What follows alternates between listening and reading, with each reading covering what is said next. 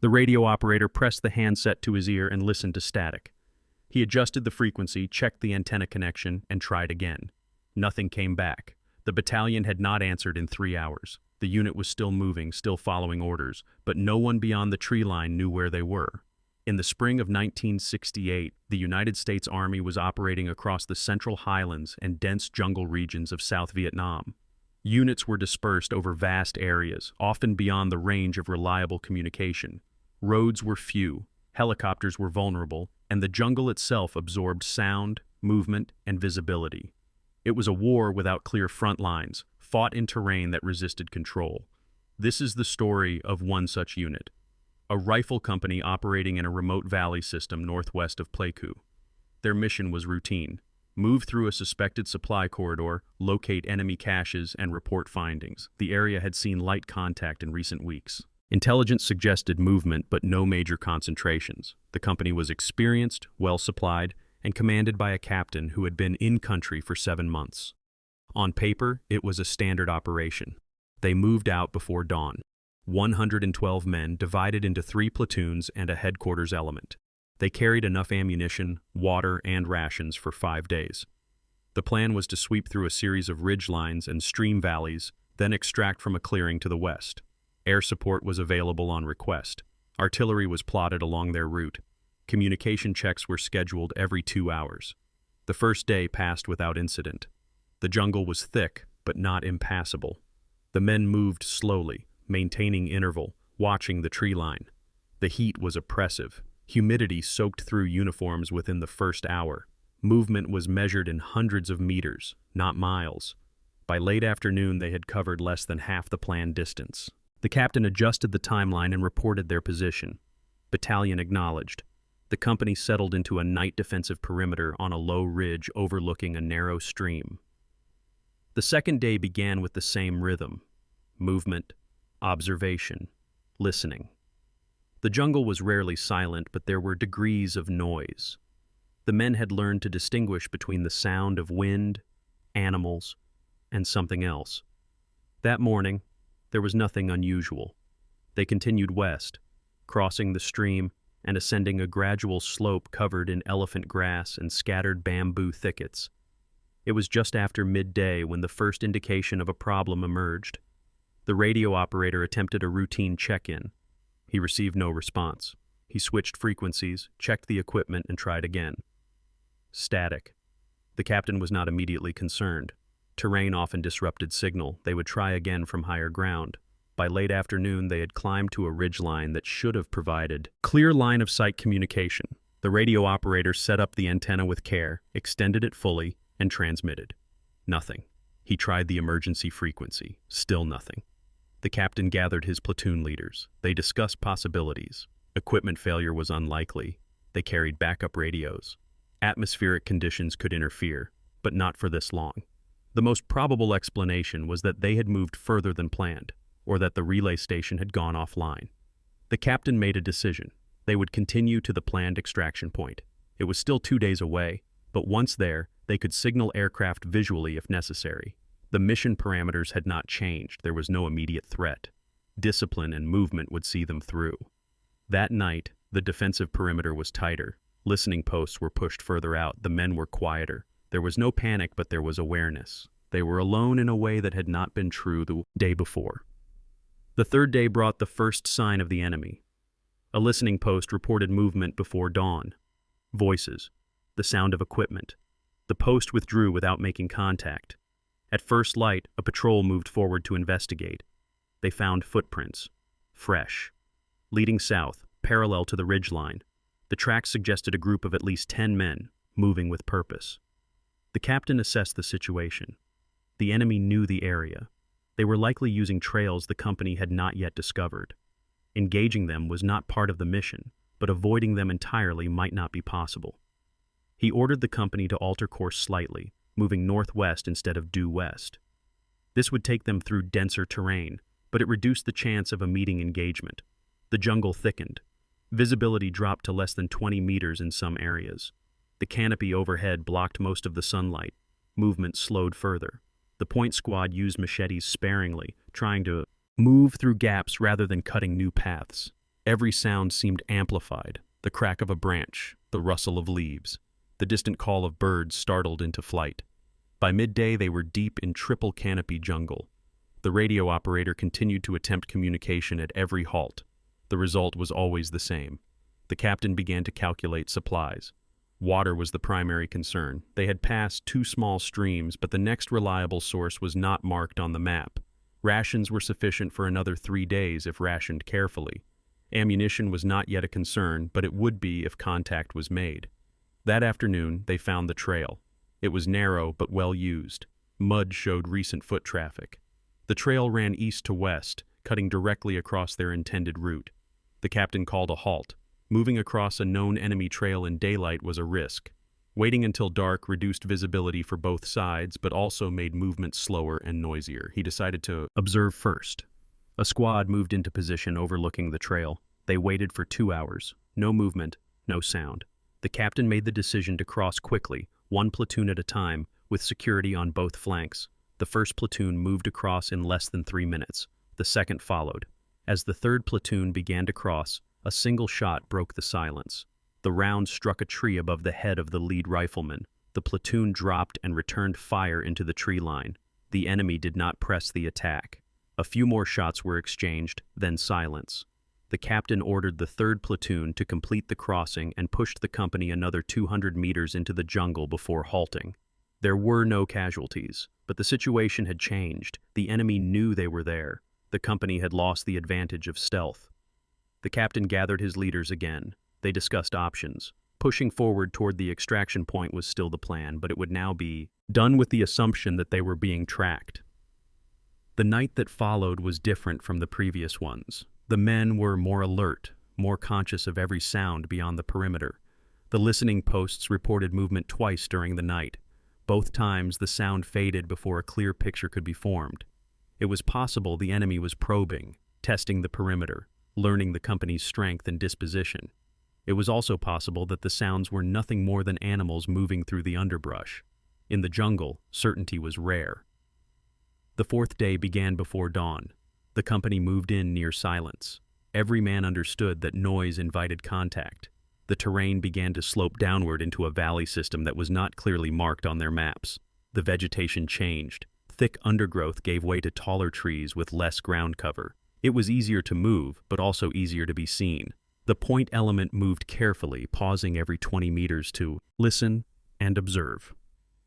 Behind them, the main body followed at a distance that allowed reaction time but maintained cohesion. The interval between men was carefully maintained. Too close, and a single burst of fire could hit multiple soldiers. Too far, and the company could become separated in the dense vegetation.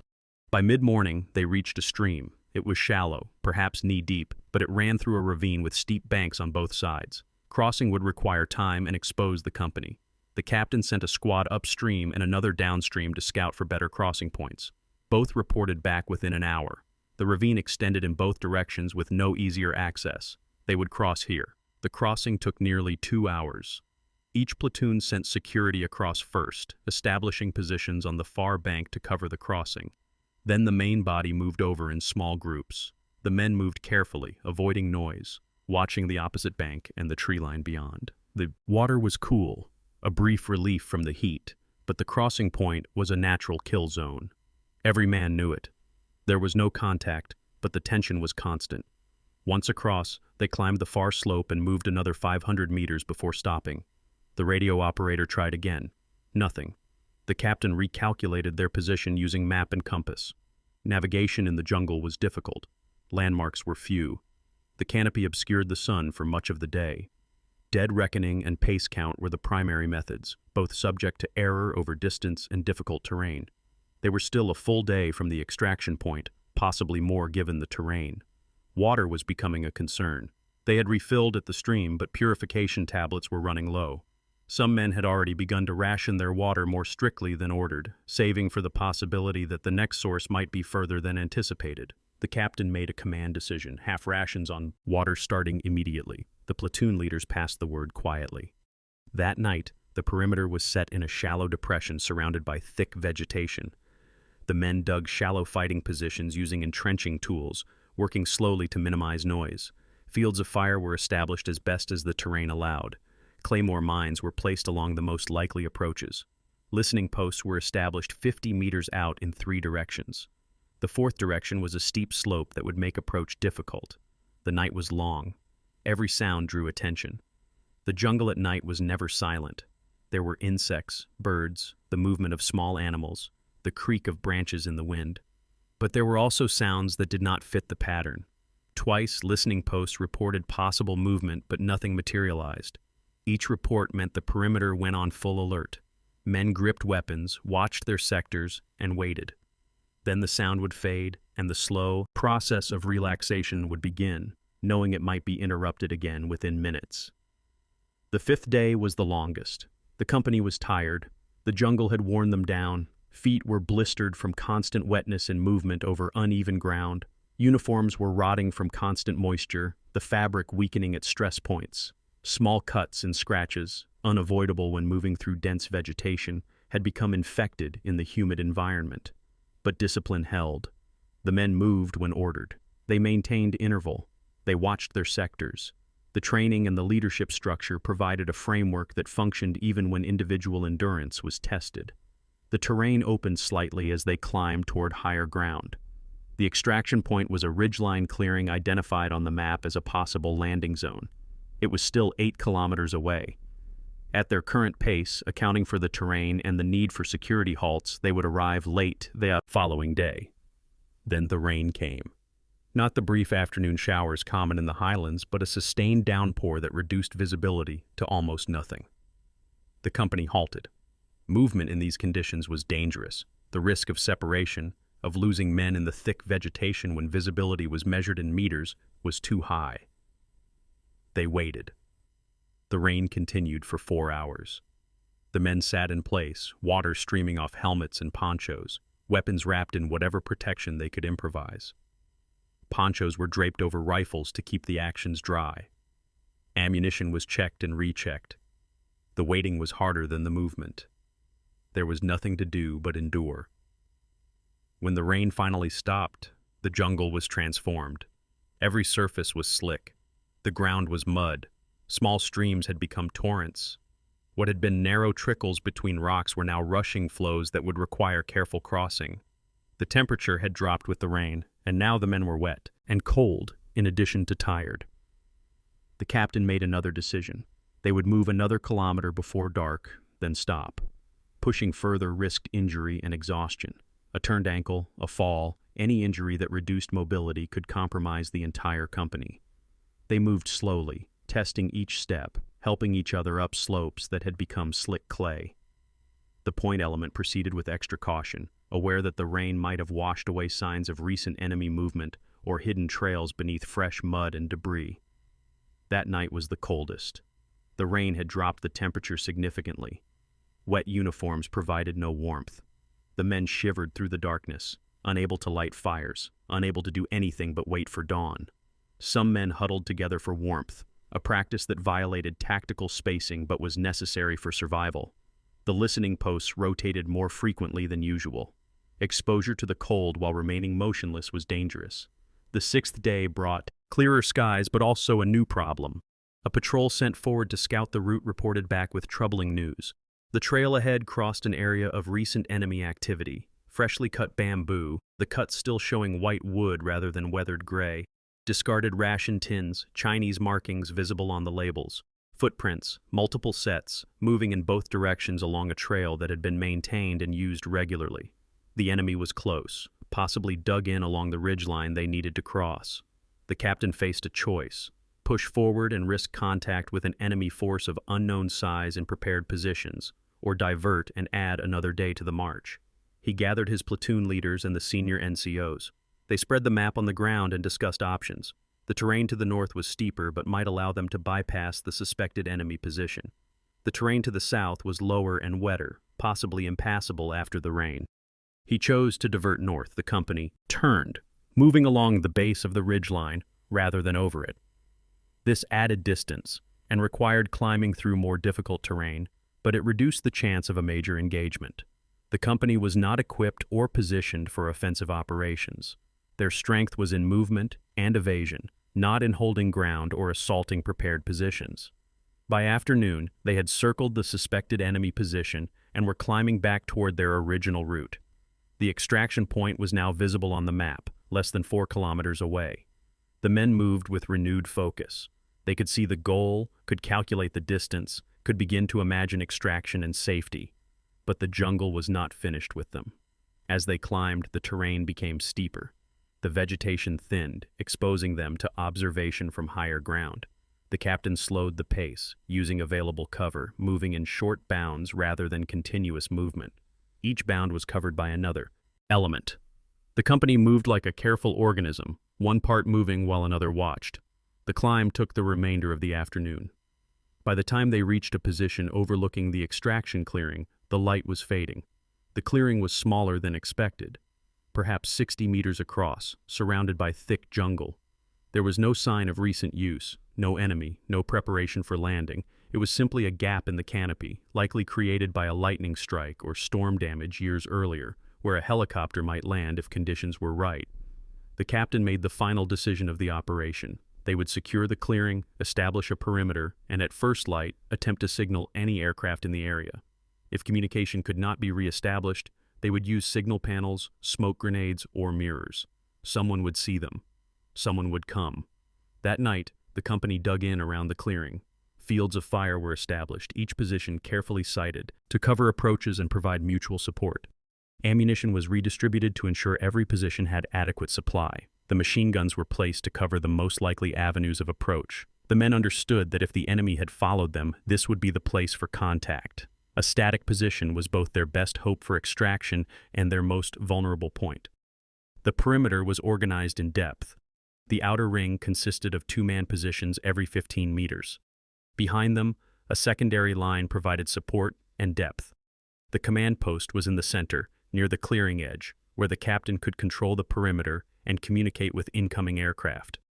The wounded, those with infected cuts or twisted ankles that had accumulated over 6 days, were placed in the center where they could be protected and quickly loaded. The night passed slowly. There were sounds. Movement in the jungle beyond the perimeter, the snap of branches, the listening posts, reported activity, but nothing close. The enemy, if they were there, were watching, waiting. Perhaps they were gathering strength for an assault.